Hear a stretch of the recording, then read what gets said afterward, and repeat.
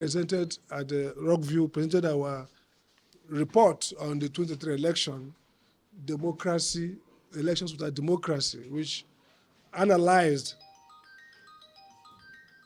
the various issues around the conduct of the 2023 election, particularly highlighting how INEC and other institutions failed to play their role, and how it has affected the quality of election and, consequently the quality of democracy. And today we are seeing various tribunals coming down with judgments. What is common about most of these judgments, in spite of their decisions in terms of either upholding or nullifying an election, is the evidence-based clarity about how INEC made gross mistakes in many places. Take, for example, Kano. We have about 160-something votes. We are not properly authenticated. That was the basis for which the tribunal nullified the declaration of the governor as elected, primarily because the officials, INEC officials, did not authenticate, and INEC itself did not take decisions regarding those votes. We have seen cases where non-qualification of candidates, elections were cancelled, whether House of Reps or House of Assembly or Senate, because those who ran elections were improperly qualified to run. So everything points to a significant degree of failure on INEC and the other stakeholders like the defense, military, police, and all that.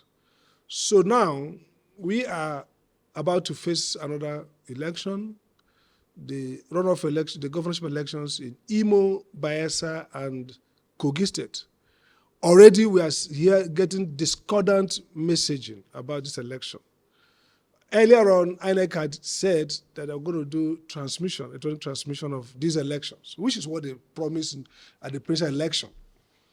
And just, I think yesterday or 2 days ago, we got news circulated that Bayelsa election will be manually collected. So back to the same prevarications, back to the same, false assurances and false confidence. We know that many of these states like Imo are under serious security threats in terms of recent very sad incident of the killing of Nigerian soldiers. We also know that during the 2023 election and the August and March elections, there were also significant security. And we know that oftentimes this security has been leveraged by incumbents to remain in power, to rig elections. So this workshop is to examine the nexus between insecurity, INEC's demonstrated failings, and the quality of free and fair election in these 3 states, particularly in Imo State, where we might say out of the 3 is now the most traumatized with insecurity, and where the insecurity seemed to have worsened after the 2020 election, when the Supreme Court removed the governor then and declared the current governor as the governor. So insecurity worsened because of political fallouts. So the issue for us is what do we need to do to ensure that these off-season elections do not worsen the insecurity crisis in the states? We know that if elections are manipulated, as they have been, it could spike into new levels of insecurity, particularly in Imo State. We've also got reports about alleged manipulation by the resident electoral officer and other EOs. There was a report about vehicles produced today. 3 days ago, 4 parties were on protest to the INEC office in Imo State, reported, demanding the removal of the state electoral commissioner, resident electoral commissioner, and some of the officers who they alleged have been involved in manipulation together with the incumbent. And the incumbent is not an election. So the question then is it not time for extreme actions to be taken, considering the level of insecurity in that state, to change, to ensure that the election be free and fair? That's really our worry. And then coming to Bayelsa, slightly a different case with a lot more peaceful. All issues around Bayelsa are issues about ensuring that logistics, voting materials get to some of the rural, riverine areas on time, and ensuring that results are declared on time and fairly. Kogi has had a history of electoral violence, that has culminated in deaths.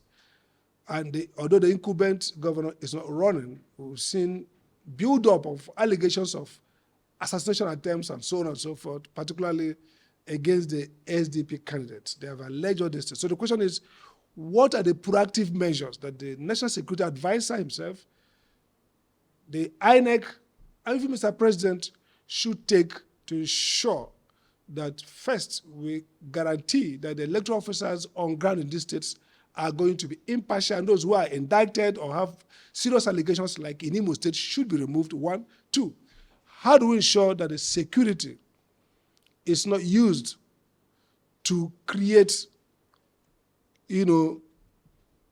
more crisis, more insecurity post-election? Democracy posited here, whether democracy leads to development or whether it does not lead to development, should be approached from the point of view of, if democracy works the way it's designed, which is to create incentive for behavior, then it will bring development. The problem of democracy is that if democracy doesn't have that disciplinary pressure, which, for example, elections, if elections can be rigged, manipulated, then democracy has no disciplinary pressure anymore. So the reason why Abuja School and others keep insisting on free and fair election is it's better for you not to have democracy than to have democracy with rigged elections. The trigger for democracy to create development is election that are free and fair. Elections that are manipulable are worse than no election. It's actually better for you to have a meritocracy appointed by hierarchical system, like in China, where there are processes for you to be a leader, than to have a democracy where the election can be bought. The first one, authoritarian system that is organized, guarantees you structure, guarantees you orderliness, that itself is a value in development. The worst thing about the second one, called democratic election, is that it fosters on you disorder, lack of structure, at the same time removes the real incentive for behavior in a democracy, which is that people know that if they don't perform, they lose elections. So I just want to make it clear that our concern about the quality of election is not theoretical. It's the heart of whether democracy creates development. If you look at development in the world, whether Asia, East Asia, whether you look at Europe in the 1820s and upward, or you look at America, the critical thing about democracy and development is that where democracy can create consensus around development, democracy results in development. So we are worried that these coming elections and the ones we've had, that our leaders have not factored the link between democracy or lack of democratic elections and the development failures, and now the link between failed elections and insecurity. That's really the nexus. That we are seeing insecurity growing more because elections themselves have failed and have unleashed self-help. If somebody feels that whether you vote or not, he who controls the security, so many governors in some of these states have boasted that as long as they control INEC and the security, if you like, don't vote, if you like, vote. Speaking, for example, some of the tribunals in Nasarawa for Imo State, some of the results have been vacated. Some of the House of Assembly results that we got 21/21, meaning APC won everything. Now the courts are reversing them and saying, no, those results were fake. For example, there's a particular case where the result of a polling unit in the IREV in somewhere in Imo State, two results, one in the server is different from the one in the IREV. So what that tells you is that the INEC official connived, because the only person who have access to IREV, he can't have two results, one in the server, one in the IREV. It's not possible. So somebody connived to put a fake result in the IREV, because the server is a warehousing. It's important then for us that with all the calamities we've gone through in this election, the minimum would be that any indicted NEC officials, anyone whose conduct has elicited massive protests, as we saw with 5 parties, PDP, Labour, YPP, ADC, AA, in Imo State, protesting over the wreck and some of the top officials. It stands to reason that they should not be allowed to continue to that election. It's very simple. It's a matter of preserving the integrity.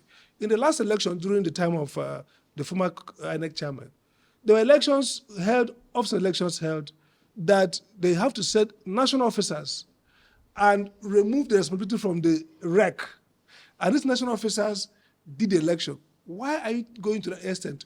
To remove any possibility of perception of manipulation of election. So I don't see why, with evidence accumulating, in fact, many people have argued, why should even the national chairman, by now, if it were some countries, true of whether convicted or not, they should resign. They should have resigned long ago. They should have voluntarily resigned to create new room for credible election. Because if, let's forget whatever the court will say, whether electoral transmission is mandatory or not, it's already in the Supreme Court, so we'll not talk about it.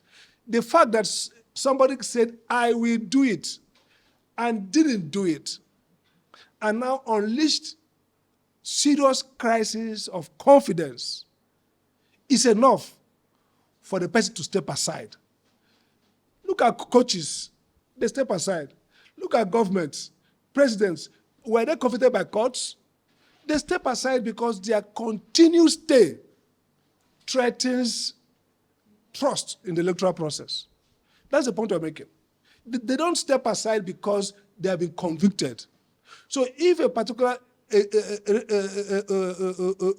local resident electoral officer has been alleged severally of collusion with state government, they should step aside from conducting that election to give confidence. And it is a responsibility of the National Security Advisor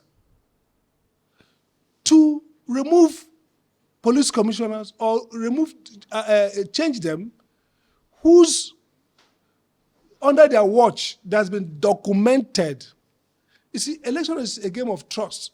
If there are 10 aspirants or 5, and 4 says we don't trust the leadership of the security system because the security is being used, so why should the person continue?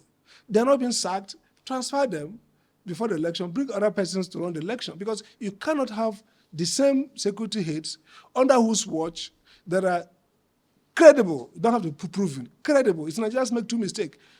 Allegations are credible if there's enough evidence to suggest they might be true. They don't need to be proved in court. That's why I use the word credible. If they're credible allegations, they should be removed.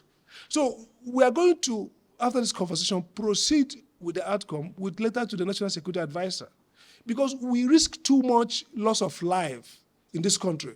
We have come to a point where we have no respect for life. Politicians don't care if election hold, ta ta ta ta ta ta ta. We hear it. They talk about it in Kogi. Ta ta ta ta ta. We are talking about citizens' life wasted because of quest for power, and we make it a mockery. We say, "Oh, ta ta ta ta ta." Why should we deliberately nurture a culture of death and violence? If after election there are cases of security mishandlement, is it difficult to remove that officer from that place or sanction them against the REC?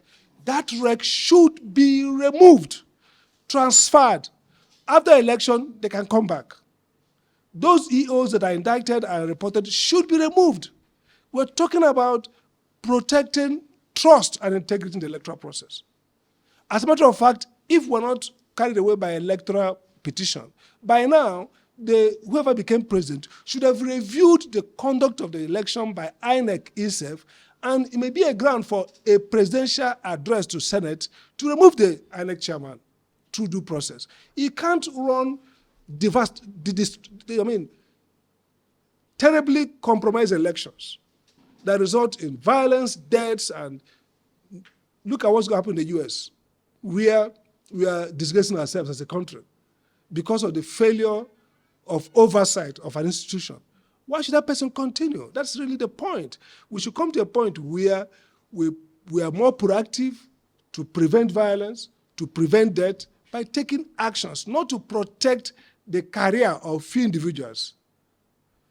A police commissioner who went to Adamawa and we saw the role they played in the illicit announcement of result, gets back to his station where he presides over another rigging, and then you allow him to continue to preside over the same rigging. What kind of country is that? Then when people take to self-help, there's violence, you're now dealing with dead bodies and with state of emergency.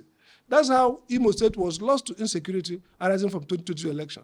Because, you see, anytime democracy fails, that's why coups are happening in the West African coast. It's not magic. Satan didn't throw those coup makers.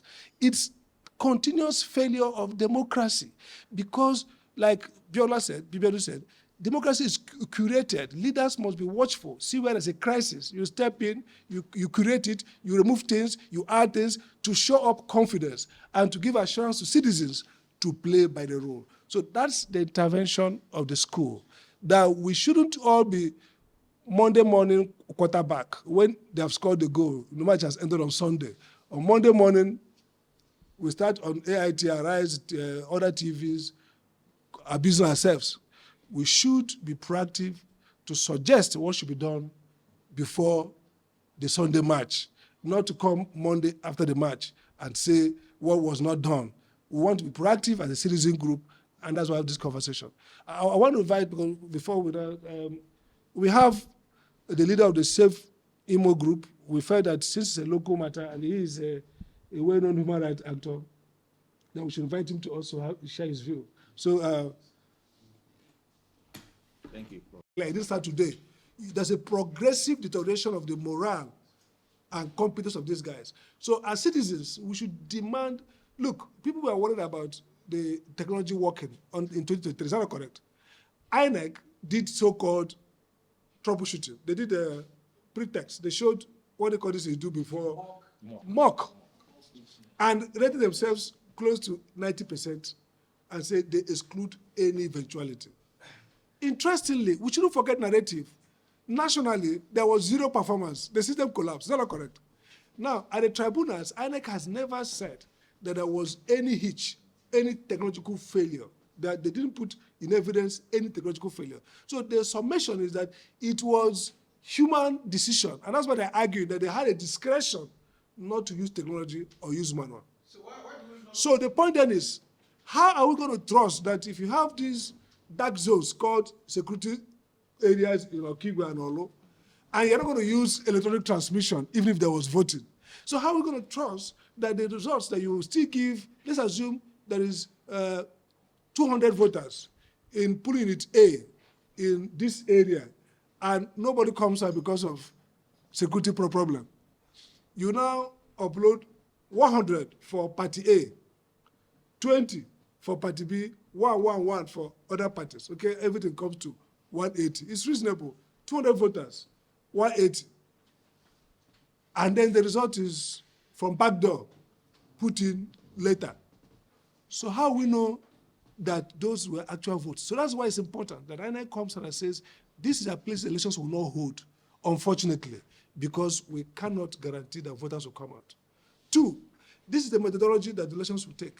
And restate electronic transmission rate time as binding. That's the biggest error the court has made in this season, is to ever suggest that after INEC had fought for the right of electronic transmission, after INEC had assured everybody, after INEC has gone ahead and done rule-making process and made the procedure that you will admit that without showing us a national calamity, somebody sits in his bench with wig and gown and say that the same INEC is free to decide not to use that system.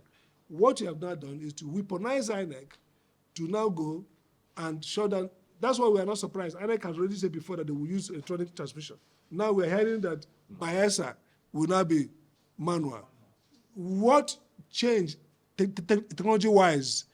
What changed in the world of technology? What research? Are you building it on the fact that based on this scientific research, yes, this system is now corrupted, cannot work? Or are you creating opportunity for another level of uncertainty where votes will be sexed up and they go to tribunal and the tribunal will say, based on decision of the Court of Appeal, we are still waiting for the Supreme Court, which is a precedent. Judges will follow it. And I want to tell you, we cannot, INEC is free to resort to manual. So there are things that should be done right now. It's unfortunate that INEC is facing public lack of trust, but nevertheless, if INEC will still do the election, INEC should be bold enough to come out and engage the public and clarify this. So we intend really to take this up and write, not to INEC this time, but to the National Security Advisor. Why? Because failed election is a major contributor to insecurity and to coups. You've seen it in Niger. People are talking about Niger. Don't forget when President Buhari wanted to repair the government of Niger. When the election came and there was failure, crisis, runoff. If you go to Burkina Faso, the same thing, election was disputed, violence on the streets. If you go to Guinea, the same thing. So we are saying that there's a nexus between this failed election and continuing insecurity, especially in a place like Imo, whose security deadline shows that after the Supreme Court intervened, and even the state government alleges that it was that event that its opponents used to exacerbate insecurity. The opposition says it was that illegitimate imposition that created. So two sides agree that starting from that day, something different happened. And we are saying as a school that we can see it as a universal principle that when electoral elections no longer are credible and reliable, you create self-help program, which often results in criminalization of politics. And we need to stop aggravating it. First rule is that there's no reason why Professor, what's her name again? No, the woman you know what? Sylvia should remain there. It's not the first time INEC has removed Rex for the time being for the election and brought national officers to run elections for the purpose of, no, if it's more or less like a backup. That person is still there, but no, the person will be removed from handling the operation itself. Yeah. You see, a REC is managing its administrative head. It doesn't mean that a particular election can be run by a college of national officers as an emergency. How can 5 political parties, major parties, I want to talk about PDP is a major contender in Imo elections, is that not correct? Labour is a major contender in Imo election. All of them, only APC, the government in power, all of them march to your headquarters to say this woman should not handle this election. There are allegations in the previous elections, we saw that allegation was building up. We cannot sacrifice political stability for the sake of career of individuals. We saw it with the appointment of INEC officials when civil society groups faulted some partisans among them. So these people are carrying members of political party. Yeah. And they still went ahead and confirmed them. So do we want until people start taking guns and killing themselves in Imo State. So after election, the people are fighting among themselves, killing themselves, calling fake results.